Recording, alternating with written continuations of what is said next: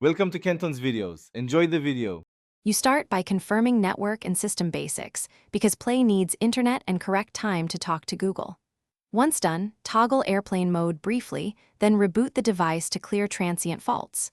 Make sure date and time are correct and automatic. Wrong time prevents secure connections. While the phone restarts, free up a little space if storage is under 100 MB.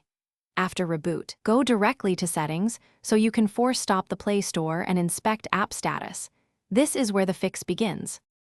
Now focus on the apps that power the store, Play Store and Google Play services.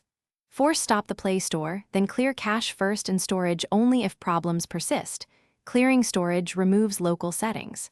Next, update Google Play services. Outdated services break the connection, or uninstall updates and reinstall if corrupted.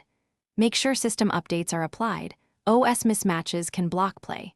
Once these services are healthy, verify Play Store permissions for storage, network, and accounts so it can read files and authenticate your Google account.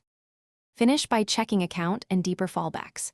Remove your Google account, reboot, then add it back to refresh credentials and force sync. This resolves many sign-in errors. If Play still fails, boot into safe mode or use an alternate user profile to rule out interfering apps.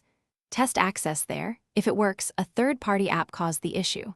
Only consider a factory reset as a last resort. Backup contacts, photos, and app data first. If reset isn't possible, contact device support for hardware diagnostics. Thanks for watching. Consider subscribing if we helped you.